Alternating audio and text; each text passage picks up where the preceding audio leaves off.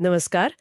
आज हम आपके द्वारा साझा किए गए नोट्स का एक विस्तृत विश्लेषण करने वाले हैं। इनमें अंतरिक्ष विज्ञान, पर्यावरण, सरकारी नीतियां, अर्थव्यवस्था, स्वास्थ्य, कानून और इतिहास जैसे कई अहम विषय शामिल हैं। जी। हमारा मकसद है इन नोट्स की गहराइयों को समझना, एक मेंटर की तरह जो यूपीएससी परीक्षा की तैयारी में मदद करे। बिल्कुल। हम न सिर्फ तथ्यों और कॉन्सेप्ट्स को देखेंगे बल्कि उनके पीछे के क्यों और कैसे को भी समझने की कोशिश करेंगे। ये जानकारी यूपीएससी परीक्षा, खासकर प्रीलिम्स और मेंस दोनों के नजरिए से महत्वपूर्ण है। हाँ, तो इसे सिर्फ एक ऑडियो फाइल ना समझें, बल्कि अपने नोट्स का एक विश्लेषणात्मक रिवीजन माने। तो चलिए शुरू करते हैं। पहला विषय है अंतरिक्ष विज्ञान और इसमें आदित्य L1 मिशन का जिक्र है।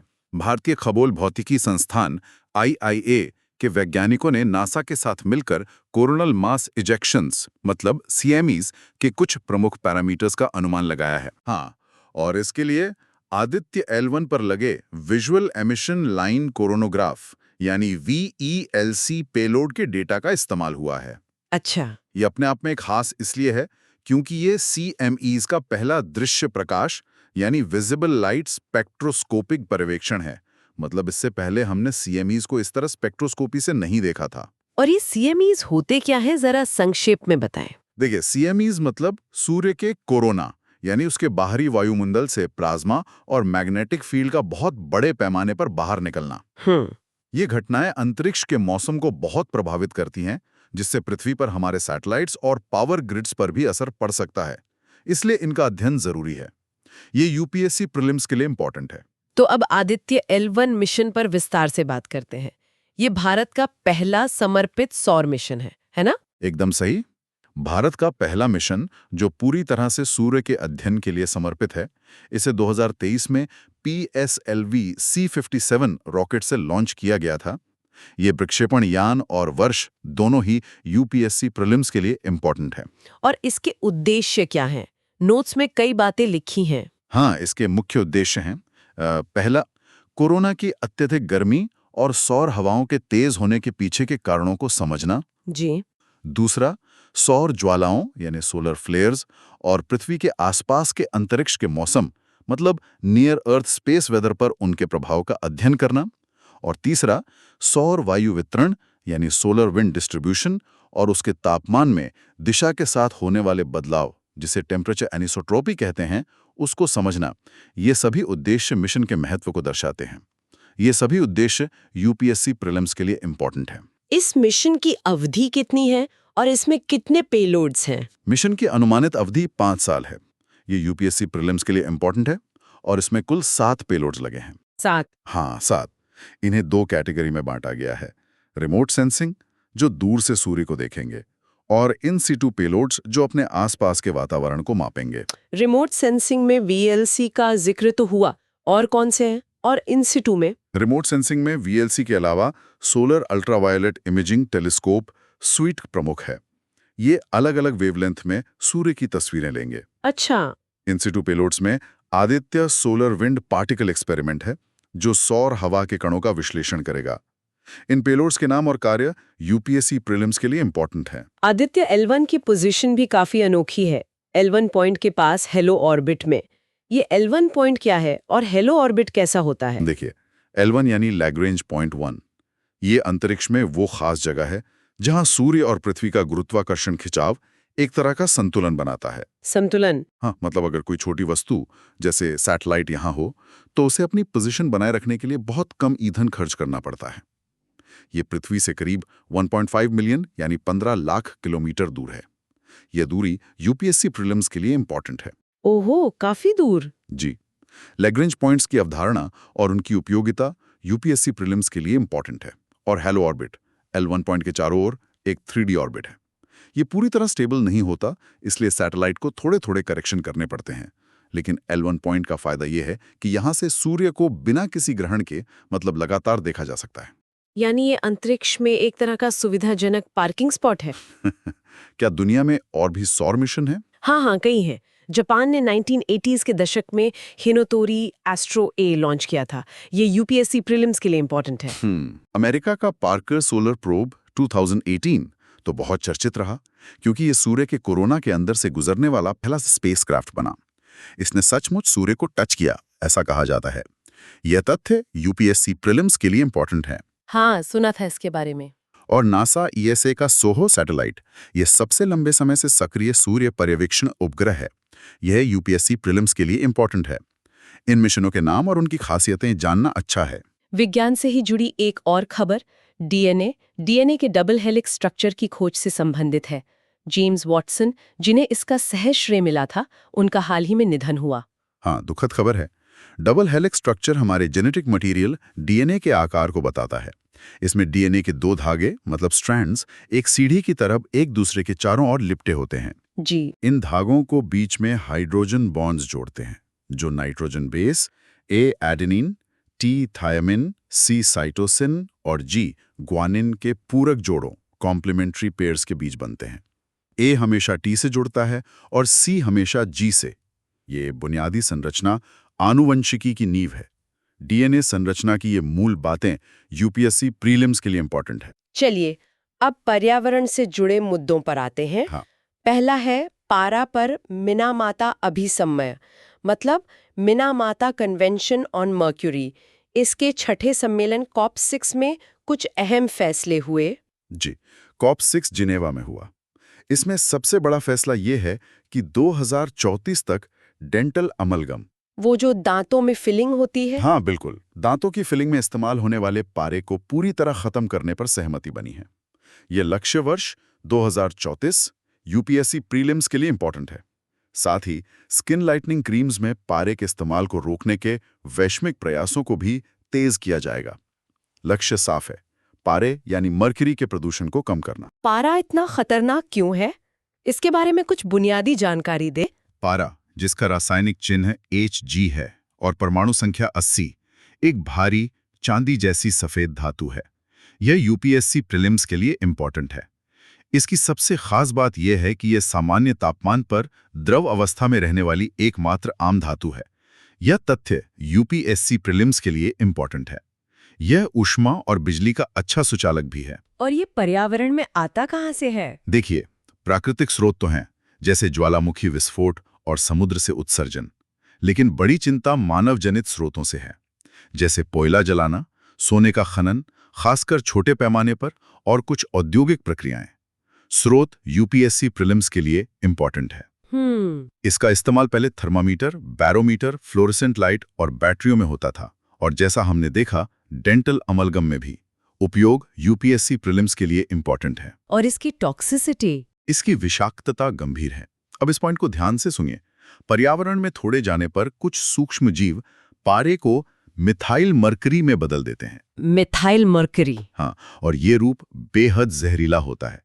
ये प्रक्रिया यूपीएससी प्रीलिम्स के लिए इंपॉर्टेंट है। ये फूड चेन में जमा होता जाता है, जिसे बायो एक्यूमुलेशन कहते हैं, खासकर मछलियों में। इंसानों में इसके संपर्क से नर्वस सिस्टम, किडनी, त्वचा, आंखें और इम्यून सिस्टम पर बहुत बुरा असर पड़ सकता है। तो मिनामाता कन्वेंशन इसी समस्या से निपटने के लिए है। बिल्कुल।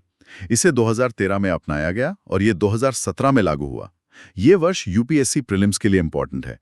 ये कानूनी रूप से बाध्यकारी मतलब लीगली बाइंडिंग संधि है। जी। इसका नाम जापान की मिनामाता खाड़ी पर पड़ा, जहां 1950 के दशक में औद्योगिक पारे के प्रदूषण से भयानक मिनामाता रोग फैला था।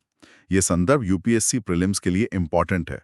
भारत समेत 153 देश इसके सदस्य हैं। ये यूपीएससी प्रीलिम्स के लिए इंपॉर्टेंट है और इसका सचिवालय UNEP यानी संयुक्त राष्ट्र पर्यावरण कार्यक्रम के तहत काम करता है। पर्यावरण से जुड़ा एक और महत्वपूर्ण प्रोटोकॉल है मॉन्ट्रियल प्रोटोकॉल। इसकी भी हाल ही में बैठक MOP 37 हुई। हाँ, मॉन्ट्रियल प्रोटोकॉल ओजोन परत को नुकसान पहुंचाने वाले पदार्थों, ओजोन डिप्लीटिंग सब्सटेंसेस या ODS से संबंधित है। MOP 37 में मुख्य चिंता हाइड्रोफ्लोरोकार्बन यानी HFCs के उत्सर्जन को लेकर थी। HFCs? जी, हाइड्रोफ्लोरोकार्बन। असल में रिपोर्ट किए गए डेटा और असल में मापे गए उत्सर्जन में अंतर पाया गया और कई जगहों पर निगरानी स्टेशनों की कमी भी महसूस की गई। मॉन्ट्रियल प्रोटोकॉल के बारे में कुछ मुख्य बातें याद दिलाएं। देखिए, इसे 1987 में साइन किया गया था। यह वर्ष यूपीएससी प्रीलिम्स के लिए इंपॉर्टेंट है। यह भी कानूनी रूप से बाध्यकारी संधि है, जिसका लक्ष्य ओडीएस के उत्पादन और खपत को खत्म करना है। यह यूपीएससी प्रीलिम्स के लिए इंपॉर्टेंट है।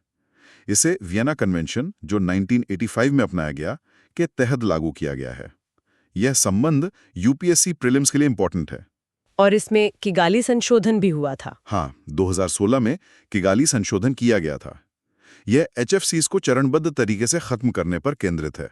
अब यहाँ एक बात ध्यान देने वाली है। जी। एचएफसीज को ओडीएस के विकल्प के रूप में लाया गया था क्योंकि वे ओजोन परत को नुकसान नहीं पहुंचाते। लेकिन बाद में पता चला कि ये बहुत शक्तिशाली ग्रीनहाउस गैसें हैं जो ग्लोबल वार्मिंग में बड़ा योगदान करती हैं। अच्छा, तो ये ओजोन के लिए ठीक है पर क्लाइमेट चेंज के लिए नहीं। बिल्कुल। इसलिए किगाली संशोधन जलवायु परिवर्तन से लड़ने की दिशा में एक बड़ा कदम है। किगाली संशोधन और एचएफसीज यूपीएससी प्रीलिम्स के लिए बहुत इंपॉर्टेंट है। अब विमानन क्षेत्र की बात करते हैं, जहां सरकार सस्टेनेबल एविएशन फ्यूल SAF नीति लाने वाली है। SAF क्या है? SAF यानी सतत विमानन ईंधन। यह पारंपरिक जेट फ्यूल का एक विकल्प है जिसे पेट्रोलियम के बजाय अन्य स्रोतों से बनाया जाता है। यह परिभाषा यूपीएससी प्रीलिम्स के लिए इंपॉर्टेंट है। जैसे इस्तेमाल किया हुआ कुकिंग ऑयल, कृषि अवशेष या नगरपालिका का ठोस कचरा, मतलब म्यूनिसिपल सॉलिड वेस्ट वगैरह, स्रोत यूपीएससी प्रीलिम्स के लिए इंपॉर्टेंट है। इसका सबसे बड़ा फायदा यह है कि यह पारंपरिक ईंधन की तुलना में कार्बन उत्सर्जन को 80% तक कम कर सकता है। यह आंकड़ा यूपीएससी प्रीलिम्स के लिए इंपॉर्टेंट है। क्या इसे मौजूदा विमानों में इस्तेमाल किया जा सकता है? हाँ, यही इसकी बड़ी खूबी है। SAF को मौजूदा जेट इंजनों और एयरपोर्ट इंफ्रास्ट्रक्चर के साथ इस्तेमाल किया जा सकता है। यह एविएशन सेक्टर को डीकार्बनाइज करने का एक प्रमुख तरीका माना जा रहा है। लाभ यूपीएससी प्रीलिम्स के लिए इंपॉर्टेंट है। चलिए अब कृषि और अर्थव्यवस्था की ओर बढ़ते हैं। ICAR के वैज्ञानिकों ने एक एग्रो इकोलॉजिकल जोनिंग मैप विकसित किया है। इसका क्या उद्देश्य है? इसका मुख्य उद्देश्य ये समझना है कि अलग-अलग कृषि पद्धतियां, जैसे उर्वरकों का इस्तेमाल और फसल चक्र, मिट्टी के ऑर्गेनिक कार्बन, मतलब सॉइल ऑर्गेनिक कार्बन या SOC पर क्या असर डालती हैं। SOC मिट्टी के स्वास्थ्य का एक महत्वपूर्ण संकेतक है। SOC क्या होता है और ये क्यों महत्वपूर्ण है? देखिए, SOC मिट्टी में मौजूद कुल कार्बनिक पदार्थ का कार्बन वाला हिस्सा है, करीब 60%। इसमें पौधों और जीवों के मृत अवशेष शामिल होते हैं। जिस मिट्टी में SOC ज्यादा होता है वो ज्यादा उपजाऊ होती है, पानी को बेहतर सोखती है और जलवायु परिवर्तन के प्रभावों को कम करने में भी मदद करती है, क्योंकि मिट्टी कार्बन को स्टोर करती है। एक और बात, यदि मिट्टी में कार्बन अधिक होगा तो ये अधिक ऊष्मा भी अवशोषित करेगी। SOC की परिभाषा और महत्व यूपीएससी के लिए महत्वपूर्ण है। अच्छा, इस स्टडी के मुख्य निष्कर्ष क्या रहे? इसके कुछ मुख्य निष्कर्ष दिलचस्प हैं। पहला, तापमान बढ़ने पर SOC कम होता है। दूसरा, उर्वरकों का असंतुलित इस्तेमाल, खासकर यूरिया और फास्फोरस का अत्यधिक प्रयोग, जैसा पंजाब, हरियाणा, पश्चिमी यूपी में देखा गया, SOC को घटाता है। तीसरा, चावल और दालों वाली फसल प्रणालियां गेहूं या मोटे अनाज की तुलना में मिट्टी में ज्यादा कार्बन जोड़ती हैं। चौथा, कम SOC वाली मिट्टी में अक्सर सूक्ष्म पोषक तत्वों, माइक्रोन्यूट्रिएंट्स की कमी पाई जाती है। और पांचवा, अधिक ऊंचाई वाले क्षेत्रों में आमतौर पर SOC ज्यादा होता है। ये सभी कारक यूपीएससी प्रीलिम्स के लिए इंपॉर्टेंट हैं। तो इस समस्या से निपटने के लिए क्या सुझाव दिए गए हैं? सुझावों में वृक्षारोपण को बढ़ावा देना, किसानों को कार्बन क्रेडिट जैसी योजनाओं से जोड़कर प्रोत्साहित करना और ऐसी फसल प्रणालियां अपनाना शामिल हैं जो कार्बन सीक्वेस्ट्रेशन को बढ़ाती हों। कार्बन सीक्वेस्ट्रेशन कार्बन सीक्वेस्ट्रेशन का मतलब है वायुमंडल से कार्बन डाइऑक्साइड को हटाकर उसे मिट्टी या पौधों में लंबे समय तक स्टोर करना। यह परिभाषा यूपीएससी प्रीलिम्स के लिए इंपॉर्टेंट है। अब बात करते हैं ब्लू इकोनॉमी यानी समुद्री अर्थव्यवस्था की। केंद्र ने एक्सक्लूसिव इकोनॉमिक जोन मतलब EEZ में मछली पकड़ने के टिकाऊ नियमों को अधिसूचित किया है। पहले ये बताएं कि EEZ क्या है? EEZ की अवधारणा 1982 के UN क्लॉस यानी United Nations convention on the law of the sea से आई है। ये वर्ष और संधि यूपीएससी प्रीलिम्स के लिए इंपॉर्टेंट है। ये किसी देश के तट से समुद्र में 200 समुद्री मील तक का क्षेत्र होता है। 200 नॉटिकल माइल्स? जी। इस क्षेत्र में उस देश को समुद्री संसाधनों जैसे मछली पकड़ने और खनिज निकालने के विशेष अधिकार मतलब एक्सक्लूसिव राइट्स होते हैं। EEZ की परिभाषा और अधिकार यूपीएससी प्रीलिम्स के लिए इंपॉर्टेंट है। भारत का EEZ तो काफी बड़ा होगा। इन नए नियमों का उद्देश्य क्या है? हाँ, भारत की तट रेखा लगभग 11,100 किलोमीटर है और EEZ 23 लाख वर्ग किलोमीटर से भी ज्यादा है। इसमें अंडमान निकोबार और लक्षद्वीप का हिस्सा करीब 49% है। ये आंकड़े यूपीएससी प्रीलिम्स के लिए इंपॉर्टेंट है। इन नियमों का उद्देश्य इसी विशाल समुद्री संपदा का सतत और समावेशी तरीके से उपयोग करना है, ताकि ब्लू इकोनॉमी को बढ़ावा मिले। नियमों में क्या खास बातें हैं? कई महत्वपूर्ण पहलू हैं। पहला, गहरे समुद्र में मछली पकड़ने के लिए मछुआरों की सहकारी समितियों और मत्स्य किसान उत्पादक संगठनों मतलब FFPOs को प्राथमिकता दी जाएगी। अच्छा, कोऑपरेटिव मॉडल। हाँ। दूसरा, मदर एंड चाइल्ड वेसल का कॉन्सेप्ट लाया गया है, जिसमें एक बड़ा जहाज कई छोटी नावों के साथ ऑपरेट करेगा, जिससे बीच समुद्र में ही मछली ट्रांसफर की जा सके भी, मतलब ट्रांसशिपमेंट हो सकेगा। ठीक है। तीसरा, मछुआरों को PMSY यानी प्रधानमंत्री मत्स्य संपदा योजना और FIDF मतलब fisheries and aquaculture infrastructure development fund के जरिए ट्रेनिंग, क्षमता निर्माण और आसान लोन की सुविधा दी जाएगी। PMSY और FIDF योजनाएं यूपीएससी प्रीलिम्स के लिए इंपॉर्टेंट है। और चौथा, हानिकारक तरीकों जैसे LED लाइट लगाकर मछली पकड़ना, पेयर ट्रॉलिंग, बुल ट्रॉलिंग, इन सब पर रोक लगेगी। ये पद्धतियां यूपीएससी प्रीलिम्स के लिए इंपॉर्टेंट है। और पांचवां, समुद्री कृषि यानी मारीकल्चर जैसे सी केज फार्मिंग और सीवीड कल्टीवेशन को बढ़ावा दिया जाएगा। ये तकनीकें यूपीएससी प्रीलिम्स के लिए इंपॉर्टेंट है। बड़े जहाजों और विदेशी जहाजों के लिए क्या नियम है? मशीनीकृत और बड़े जहाजों को EEZ में जाने के लिए ऑनलाइन रियल क्राफ्ट पोर्टल से फ्री एक्सेस पास लेना होगा। Real craft portal UPSC prelims के लिए इंपॉर्टेंट है। छोटे मछुआरों को इससे छूट है। और सबसे अहम बात, विदेशी जहाजों को भारत के EEZ में मछली पकड़ने का एक्सेस पास नहीं दिया जाएगा। ये महत्वपूर्ण है। जी बिल्कुल। अर्थव्यवस्था से जुड़ी एक और खबर शीरे यानी मोलासिस से संबंधित है। सरकार ने इस पर 50% निर्यात शुल्क हटा दिया है। शीरा क्या होता है? शीरा गन्ना या चुकंदर से चीनी बनाते समय निकलने वाला एक उप उत्पाद है, मतलब बाई प्रोडक्ट। यह यूपीएससी प्रीलिम्स के लिए इंपॉर्टेंट है। यह गहरे भूरे रंग का गाढ़ा चिपचिपा तरल होता है, जिसमें काफी मात्रा में शुगर होती है। इसमें कैल्शियम, आयरन, मैग्नीशियम जैसे पोषक तत्व भी होते हैं। इसका मुख्य इस्तेमाल इथेनॉल बनाने, शराब उद्योग में और पशु आहार में होता है। उपयोग यूपीएससी प्रीलिम्स के लिए इंपॉर्टेंट है। निर्यात शुल्क हटने से इथेनॉल उत्पादन और निर्यात को बढ़ावा मिल सकता है। अब स्वास्थ्य और कानूनी क्षेत्र की ओर रुख करते हैं। फंक्शनल फूड्स और स्मार्ट प्रोटीन्स का जिक्र है। ये क्या है? देखिए, फंक्शनल फूड्स वे खाद्य पदार्थ हैं जो सामान्य पोषण के अलावा अतिरिक्त स्वास्थ्य लाभ देते हैं। यह परिभाषा यूपीएससी प्रीलिम्स के लिए इंपॉर्टेंट है। अतिरिक्त लाभ कैसे? ये लाभ या तो उनमें प्राकृतिक रूप से होते हैं, जैसे फलों में एंटीऑक्सीडेंट्स, या उन्हें फोर्टिफिकेशन से जोड़ा जाता है, जैसे विटामिन युक्त चावल, ओमेगा 3 वाला दूध, या फिर बायो प्रोसेसिंग से, जैसे प्रोबायोटिक योगर्ट। उदाहरण यूपीएससी प्रीलिम्स के लिए इंपॉर्टेंट है। और स्मार्ट प्रोटीन्स? स्मार्ट प्रोटीन्स वैकल्पिक प्रोटीन स्रोत हैं जिन्हें बायोटेक्नोलॉजी से बनाया जाता है, ताकि पारंपरिक पशु आधारित प्रोटीन पर निर्भरता कम हो। ये परिभाषा यूपीएससी प्रीलिम्स के लिए इंपॉर्टेंट है। अच्छा, जैसे? इसमें प्लांट बेस्ड मीट जो मांस जैसा दिखता और स्वाद देता है, फर्मेंटेशन से बने प्रोटीन और लैब में उगाया गया मांस मतलब कल्चर्ड मीट शामिल हैं। प्रकार यूपीएससी प्रीलिम्स के लिए इंपॉर्टेंट है। ये खाद्य सुरक्षा और स्थिरता की दृष्टि से महत्वपूर्ण हो रहे हैं। स्वास्थ्य में एक और विकास है डायबिटीज रोगियों में किडनी की समस्याओं का पहले पता लगाने के लिए बायोकेमिकल मार्कर्स की पहचान। ये मार्कर्स क्या होते हैं? बायोकेमिकल मार्कर्स शरीर में मेटाबॉलिज्म के दौरान बनने वाले छोटे अणु होते हैं, जैसे शुगर, एमिनो एसिड्स, लिपिड वगैरह। ये परिभाषा यूपीएससी प्रीलिम्स के लिए इंपॉर्टेंट है। डॉक्टर्स इनका इस्तेमाल किसी बीमारी के जोखिम का पता लगाने के लिए कर सकते हैं, जैसे कोलेस्ट्रॉल का स्तर हृदय रोग के जोखिम का मार्कर है। इस शोध में भारतीय वैज्ञानिकों ने एरिथ्रिटॉल, म्योएनासिटॉल, राइबोथाइमिडीन जैसे कुछ विशिष्ट मार्कर्स की पहचान की है, जो डायबिटिक किडनी डिजीज के शुरुआती संकेत दे सकते हैं। इन मार्कर्स के नाम यूपीएससी प्रीलिम्स के लिए रिलेवेंट हो सकते हैं। कानूनी क्षेत्र में विधिक सेवा प्राधिकरण अधिनियम 1987 यानी लीगल सर्विसेज अथॉरिटीज एक्ट 1987 के लागू होने के 30 साल पूरे होने का जिक्र है। ये कानून कब लागू हुआ था? ये कानून 9 नवंबर 1995 को लागू हुआ था। इसीलिए हर साल 9 नवंबर को राष्ट्रीय विधिक सेवा दिवस यानी नेशनल लीगल सर्विसेज डे मनाया जाता है।